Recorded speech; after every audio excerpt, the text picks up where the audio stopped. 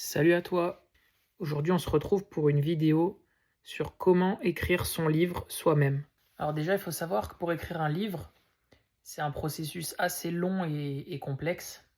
Donc ce qu'on va faire, c'est qu'on va juste regarder ensemble le brouillon, on va dire, de ce que j'avais utilisé pour moi écrire mon livre en fait. Comment on fait pour passer donc de ça à ça? Donc première chose, je ne vais pas rentrer dans les détails techniques. Si vous voulez des détails techniques, je vous renverrai vers d'autres créateurs de contenu.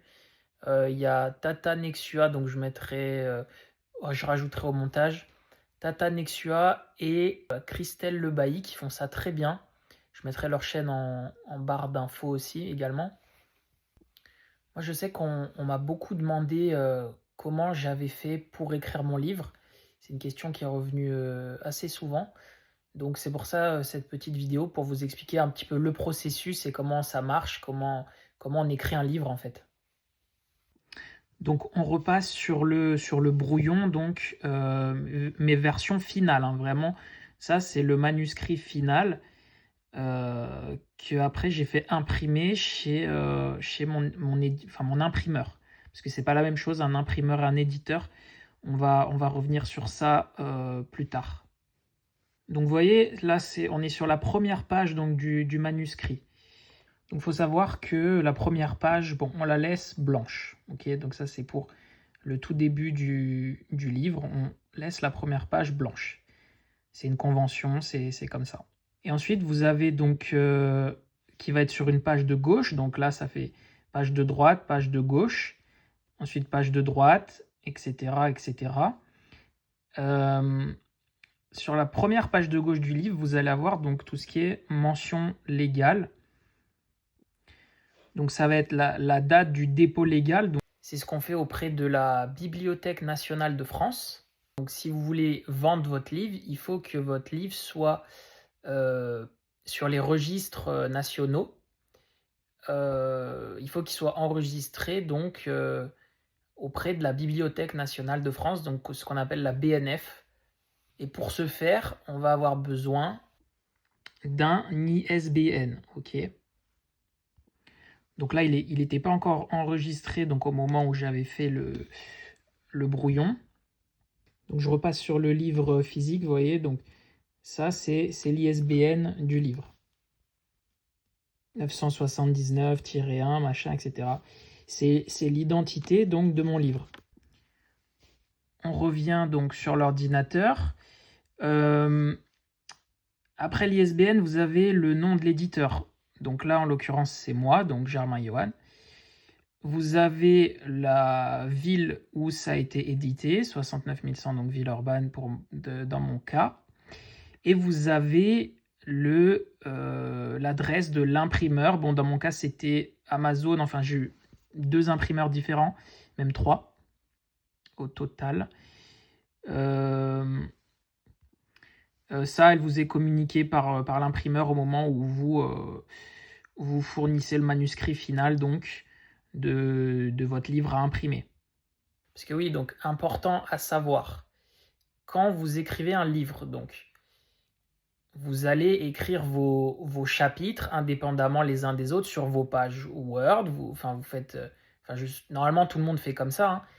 Hein. Vous écrivez sur une page Word votre premier chapitre, votre deuxième chapitre, etc. Mais à la fin, c'est pour ça que je vous montre ce manuscrit-là, il faut bien que tout soit compilé sur un seul document. Voilà, un seul document. C'est important parce que sinon l'imprimeur ne va pas pouvoir imprimer votre livre. Et c'est là où j'en viens à vous expliquer donc les différences entre... Donc il y a l'imprimeur, il y a différentes choses. Il y a l'imprimeur, il y en a 4 au total.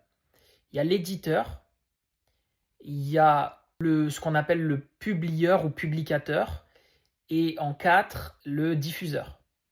Quand vous êtes dans une maison d'édition classique, c'est la maison d'édition qui se charge de tout. Donc, il n'y a pas de problème à ce niveau-là. Cependant, quand vous choisissez, comme j'ai fait moi, d'éditer votre livre vous-même, il y a toutes ces différentes étapes à faire donc par vous-même du coup. L'édition, c'est tout ce qui va être donc la mise en forme du livre. C'est pour ça que je vous renvoyais à Tata Nexua et Christelle Lebailly, que moi j'ai abondamment regardé pour pouvoir faire ce livre.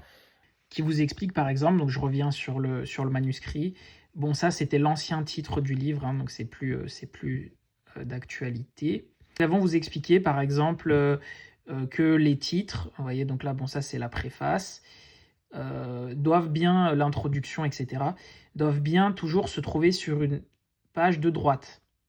Donc pareil pour les numéros de parties, comme moi j'avais fait mon livre en plusieurs parties, toujours sur une page de droite. Donc quand ça se retrouve sur une page de gauche, il faut bien sauter une page pour que le chapitre apparaisse sur une page de droite. Voilà, c'est très important, c'est un concept clé de l'édition en fait, de l'édition d'un livre. Voilà, autre chose, donc en ce qui concerne l'édition, donc vous allez avoir tout ce qui est donc la numérotation des pages, par exemple, donc 13, 14, etc. Tout ça, c'est à vous de le faire vous-même si vous choisissez de vous auto-publier. Donc c'est ce que j'ai fait moi. Donc ça m'a pris énormément de temps. Pareil, la table des matières, donc qui se trouve ici, vous voyez, donc pareil, donc là, ça, je ne l'ai pas fait avec les deux créatrices de contenu dont je vous ai parlé. Je l'ai fait donc parce qu'il y a plein de vidéos sur comment réaliser une table des matières. Et donc, en fait, une table des matières sur Word, vous voyez, quand vous cliquez, je vais vous montrer. En fait, vous atterrissez directement sur le titre, soit du chapitre, soit de la partie sur lequel vous avez cliqué, en fait. Donc, voilà, par exemple, je vous montre, chapitre 2, si on tape là, hop, voilà, vous atterrissez là-dessus. Donc tout ça, c'est des choses qui sont à prendre en compte et à savoir avant même la rédaction du livre, parce qu'il faut que vous sachiez dans quoi vous vous lancez. Donc j'en reviens à ce que j'expliquais, à savoir les différences entre l'édition, l'impression, la diffusion et la publication. L'impression, c'est tout simplement, voilà, l'imprimeur, c'est celui qui va imprimer votre livre. Donc comme je disais, quand c'est une maison d'édition, c'est elle qui va le faire pour vous. Donc il n'y a pas de souci à ce niveau-là, il n'y a pas besoin de s'en inquiéter. Là où ça va être le plus difficile si vous n'avez pas de maison d'édition, ça va être la publication et la diffusion. Parce que la publication, donc c'est vous publiez votre livre, donc c'est-à-dire une fois qu'il est édité, donc qu'il a bien été mis en forme correctement, qu'il y a une couverture avec le titre qui a été choisi, tous les noms des chapitres ont été rédigés, etc., etc., les fautes d'orthographe corrigées, bien entendu. Donc vous avez votre produit final qui a été édité, mis en forme, et là vient le moment de le publier. Et donc pour le publier, comment on va faire ? Eh ben, il faut en recourir au magasin tout simplement classique. Donc ce qui va être la Fnac, ce qui va être Amazon, peut être un moyen de publier, tous les magasins de librairie, des citres, etc., etc. Bon là, comme on n'est pas à la télé, il n'y a pas besoin de citer trois marques. D'ailleurs, je ne connais pas d'autres marques de livres à part des citres. J'en ai pas en tête. Si vous en avez, mettez-les dans les commentaires.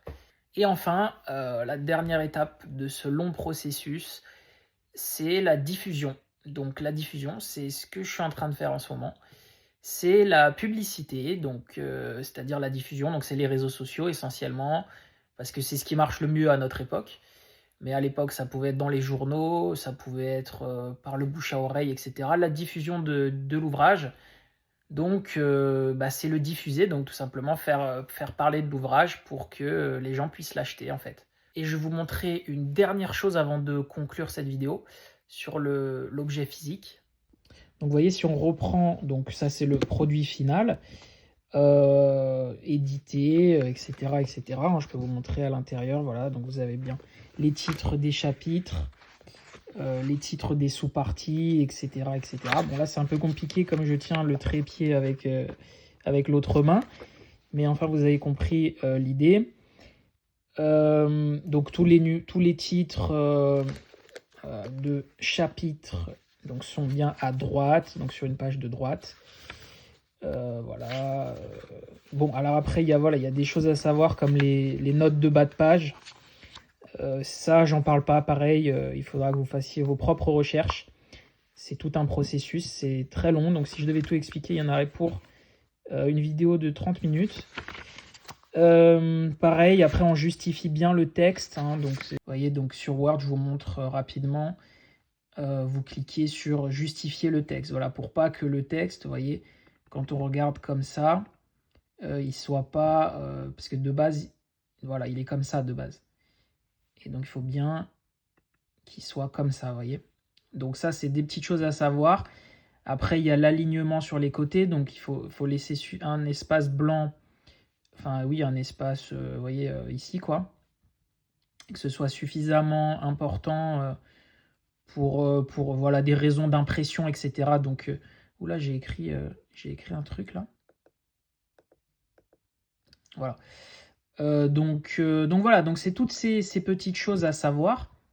Et donc ce que je voulais vous montrer donc sur l'objet final qui est ici, c'est là, voilà, c'est le prix. Il faut bien que le prix soit affiché. Donc ça, c'est une obligation légale. Donc ça fait partie des mentions légales. Il faut que le prix soit affiché ici. Donc bon, le prix a changé en l'occurrence. Maintenant, c'est 15 € parce que les coûts ont augmenté. Mais donc à la base, je voulais le mettre à 12,90 €. Voilà, et le code barre aussi bien affiché, le code barre de l'ISBN. Hein. Dernière petite chose que je peux vous dire, c'est que l'ISBN est payant. Donc c'est une trentaine d'euros, donc il faut le prendre en considération également. Et voilà, donc c'est à peu près tout pour cette vidéo. Si tu as trouvé qu'elle était utile et qu'elle était intéressante, que ça t'a permis d'apprendre des choses, mets un j'aime. Il y a d'autres personnes qui ont peut-être besoin d'entendre ces explications sur comment créer un livre, en fait, tout simplement. Donc mettez un j'aime, partagez, commentez, et je vous dis à la prochaine.